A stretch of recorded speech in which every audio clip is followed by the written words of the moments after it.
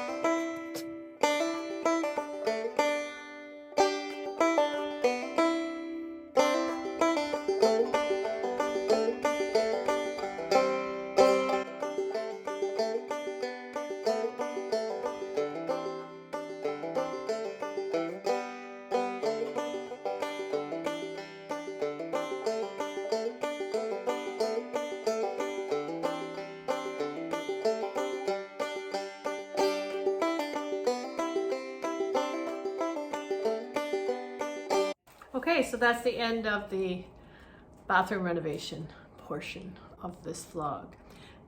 It was a major renovation for such a tiny little bathroom. Everything was ripped out, everything right down to the studs in the walls and the big thick floorboards, lots of things cropped up along the way, some wiring problems. We had some plumbing problems, and they had to get a huge cast iron tub out of the bathroom.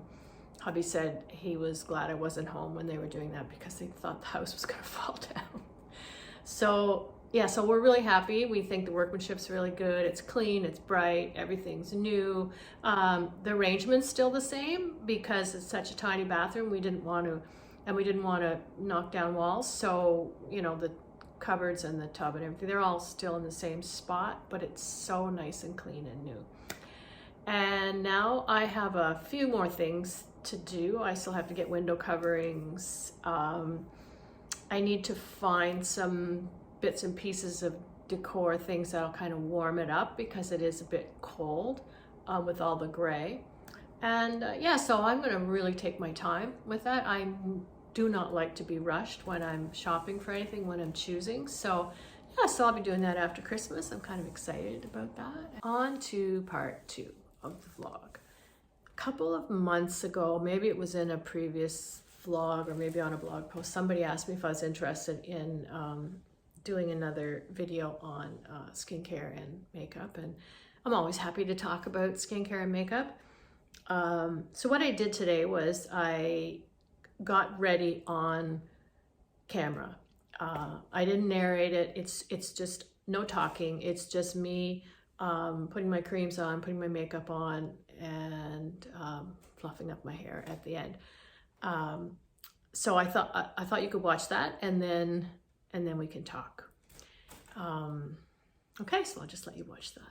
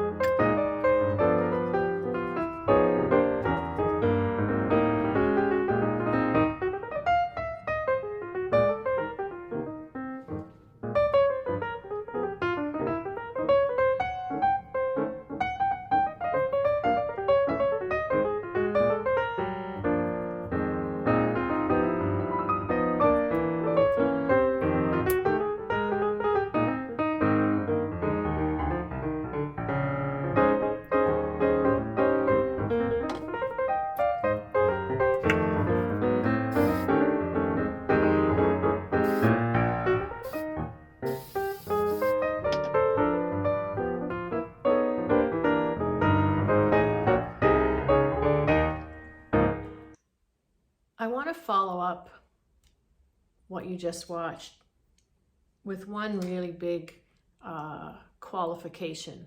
And I've probably mentioned this before, and that is that I am not an expert in skincare and makeup, and I am not an esthetician. I have no formal training. I just do what I do. I listen to lots of advice from people who are trained. I research stuff, and then I try and find what works for me. So, you know, really, this is just a totally anecdotal account of how I deal with my aging, dry, dehydrated, and sensitive skin. I'm not going to talk a lot about skincare just because the stuff that I'm using has been working for me for a long time. It's exactly the products that I spoke about in the last video that I did on this. And I will rave a little bit more about the Biossance squalene and vitamin C rose oil, which I think saved my bacon last winter. I love it. It's I don't know why. It seems to calm my skin. It seems to help my skin a lot. The other thing that I've added is this little product from Biotherm. I got this free when I was shopping at Shoppers. It's just it's a hydrating gel. It's called Aquasource Hyaluronic Plump Gel. I put it on after my day cream. I've been using the Bobbi Brown day cream still. But I find that this just, it just feels so good. It just feels like a drink of water for your skin. I love this. I put it on after my day cream and before I do my makeup. So I'm really having a lot of good luck with this. I'm gonna buy it full size once I'm done the little sample. Yeah, but other than that, everything I'm using for skincare is the same as it was the last time I talked about it. I will put the names of the products that I use. I tried to show them to you in the video, but I'll put the names in the description box, and I'll link them on the blog post as well. Let's talk a little bit about makeup. I love makeup. I've always loved painting my face and messing around with makeup. Ever since I was a kid, I used to see my sisters putting their makeup on, or my mom. So, you know, you might not want to wear as much makeup as I do, and that's fine. I mean, you know, you have to go with whatever you're comfortable with. One of the big changes for me in the past few years is I've stopped wearing foundation. I found with my dry skin, I just could not find a foundation that didn't feel cakey, and I know they're out there and they probably are, but I've had really good luck with the Laura Mercier products. I'm using the Laura Mercier Pure Canvas Primer. It has a little bit of a brightener in it, a little bit of a sheen, which I like, and then on top of that I put the Laura Mercier Tinted Moisturizer. That's enough for me. I don't like a foundation-y look. When I go and get my makeup done by, you know, if they have a promotion at a cosmetic counter, I inevitably come away feeling I have too much makeup on, because I feel like as I get older, I don't want that. I just want to be kind of glowy. What I've been using again for about a year or so is the Bobbi Brown Rose Shimmer Brick Compact. I love this. It's all rose colors and different, you know, and you just mess your brush around. I just put it kind of in a C shape here. Most of the time, if I'm not wearing, like I'm wearing my full makeup right now, but most of the time if I'm leaving the house, just to go into the village or something, I'll just put on the primer. I'll put this on, put a little bit of concealer here. I use the Laura Mercier. I do my eyebrows, and just this. I don't wear eye makeup. Oh yeah, and mascara.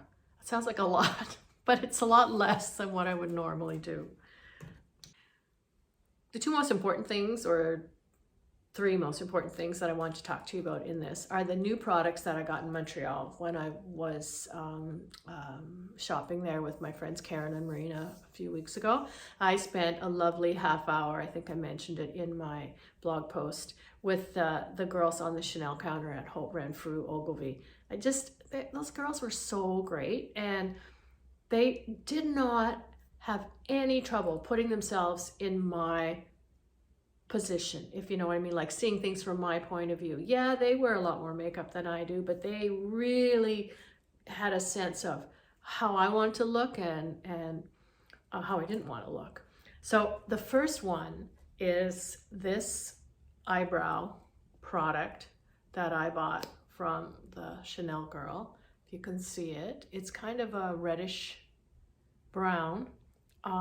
It's my perfect color. It's the exact color that my eyebrows want to be, but aren't anymore. So what I have been using for years, I've been coloring my eyebrows, doing stuff to my eyebrows for a long time. And this was at the behest of somebody on the Bobbi Brown counter a few years ago. And she just, I mean, that was about 10, well, maybe 15 years ago. And she just said, you know, Sue, you really, if you want to make the biggest change, you need to get some color in your eyebrows. And it's huge. Like, it makes such a big difference. Anyway, I've been using up until now a Laura Mercier. It's a little pot of, I think it was gel powder or something, with an angled brush, putting it on for the color, and then using a clear thing like this, like a little mascara, to kind of hold the hairs from going all wild. Because try as I might to grow my eyebrows, you know, they don't always look too great.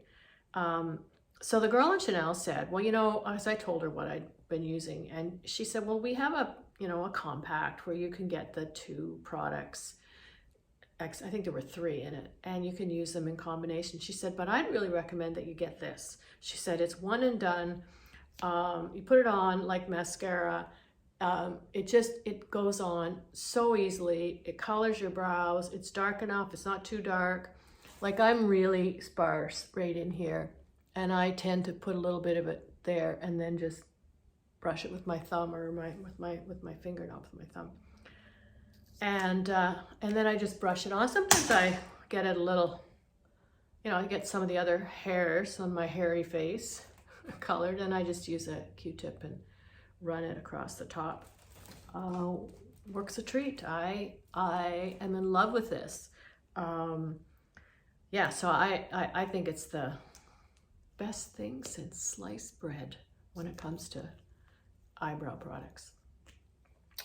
The second thing that I bought from this young lady was an eyeshadow, if I can get the darn thing open, an eyeshadow compact, which I really like things like this for travel. I use at the moment 2 cream shadows. One is rose gold on the lid, and then I use amethyst on my brow bone and rub it in, or blend it. But I need something on the lid because the rose gold is just a little bit too browny. So I asked the girl, I said I was looking for something a little pinky. So what I've been using is that one there on the lid, brushed on really, really lightly. And if I want more color, then I put it on darker, duh. So I use that one, and then sometimes I've even been using that one. It's a pinky brown when you put it on. I quite like it. It looks more shimmery than it looks on your lid. So I like that. And then for my highlighter color up next to my eyebrows, I've been using this one here. Love this. And I can just, it's the only thing I need to take as far as eyeshadow when I travel, which hasn't been nearly enough these days. So that's the second thing. And the third thing is a new mascara. I have problems with mascara. I'm always looking for a good mascara. I don't like a fat brush. I don't like, excuse me, a mascara that goes all gloopy. And I don't like a mascara, and this is one of the big problems I have, maybe you do too, I end up with black under here. It just seems to fall off your lashes. It's absorbed by the oil in my skin, I'm told. So I've been looking for a mascara that solves all my problems or fills all my, my wish list. Anyway, so I did some research a couple months ago, and I read about tubing mascaras. Now, I'd heard about those. I think somebody, when I was looking for mascara at Sephora, one of the girls there mentioned about these mascaras that form little tubes. You just brush them on, but it ends up creating these little tubes that encase your lashes, and I didn't like the sound of it. And anyway, but I was reading about it, and apparently it's the be-all and end-all of mascaras. Well, I'm here to tell you it ain't. If you'll excuse the poor grammar. I tried it. I could not get the darn stuff off. It's supposed to wash off with water. Well, maybe after a week. I used cotton pads, my hands, just flushing my eyes, rubbing a little bit. Then I tried my my makeup remover. I use a 3-in-1 makeup remover for sensitive skin that takes off eye makeup and mascara. Well, at least it's always taken off any other mascara I've ever used before the darn tubing stuff. Anyway, eventually I'd used it 3 or 4 times. My lashes started falling out. I was like, God, am I losing enough eyebrow territory? I don't need to start losing my lashes. So I chucked it and went back to an old one that I had until I could find something I liked. So now I have. So this is I don't know what the name of it is. It's Chanel. I'll link it below and I'll put the details. But this is the size of the brush. Like, it's tiny. And the little prongs, or I was gonna say bristles. It's not really bristles because it's not bristly. It's quite stiff. It's almost like more like a comb than a brush. It goes on so easily. It doesn't glop all over you. I've been using this every day almost since I came back from Montreal. It's not like there's not a lot of mascara comparatively to what I used to wear on my lashes. Anyway, I love it. Highly recommend if you're mascara challenged like I am, like, and like those big fat brushes, and you get them stuck in your eye, and then you're putting them on, and then you blink, and then you got mascara all down here, and then you got rub it off, and then you got one eye with makeup on. Oh, anyway, this has solved my problems almost entirely. I better wrap up this video because it's 3:30 and it's gonna be dark in like 10 minutes. It is Canada in November or December. Yeah, so that's the makeup story and the skincare story and the bathroom renovation story. So yeah, all about improvement. I shouldn't say that. I should say improvement. Self-improvement's kind of what I was thinking of, but it's not really what I mean. I don't consider wearing makeup to be self-improvement. Maybe self-enhancement might be a better word. But I've always loved makeup. I think I mentioned that before. But as you get older, and maybe you're going through this too, I've been negotiating with myself over how much is too much and how much is not enough. And sometimes it's a fine line to walk because my skin I'm more colorless, or I have less color, aside from the white hair. I find that this fall, I have less color in my skin than even last year. I get up in the morning now and I'm kind of going, God, who's that old lady? So color makes me feel better about myself, putting on some makeup, making sure that I look like I have eyebrows. But it's a fine line between how much makes me feel like me? How much do I think makes me look like I feel inside? I'm not going to wear the same makeup that I wore when I was a teenager or when I was in my 30s, when I was in my 40s. I used to wear way more eye makeup than I do now. I know it seems like a lot because I wear three different colors, but yeah, some mornings I put it on and I look in the mirror and go, oh my God, that's way too much makeup. It's probably because I've been 2 or 3 days without makeup, and then when I put it on, it seems like a lot, and then I get out, get in the car, look in the rearview mirror, and I'm like, yeah, it's okay. It's not too much. But, you know, we all have to figure out how much are we going to interfere in the natural process of aging. And losing color is part of what happens to our skin as we age. I know you know that, but you know, so where are you gonna draw the line, or where am I gonna draw my line? You know, I'm not interested in going down the route of intervention, professional intervention, unless it's, you know, getting my eyebrows done or something, which I don't actually do, or going for a facial, which I rarely do anymore. But I'm not interested in doing the Botox thing. I've noticed in the past year, I think I'm just more attuned to it because I've been reading a little bit about it. I've noticed even in our little village here, a number of women that I've seen that have fillers. And if that's what you want, if that makes you feel like you look like you, that's your decision. That's fine. It's not the route that I want to take. I think intervention, surgical intervention, or Botox or anything like that, needles, whatever, it would be a slippery slope for me. I am, you know, I'm nothing if not a perfectionist. And I'm, you know, a little bit hypercritical. Like my husband rolls his eyes at me sometimes. I go, for God's sake, Susan.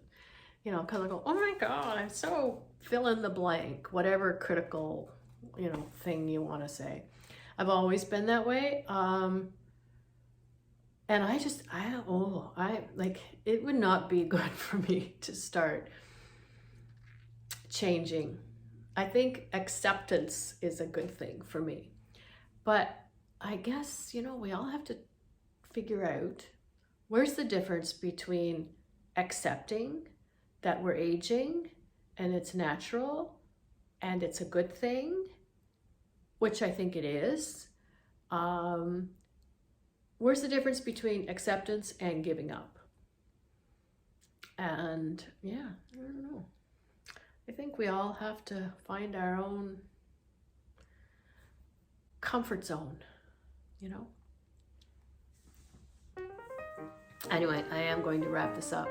I just wanted to say I hope you have a good holiday season, good Christmas if you celebrate Christmas, a good December if you don't, lovely, wonderful, whatever it is you might be doing for the rest of the month. And I will see you next time, and that will probably be in the new year.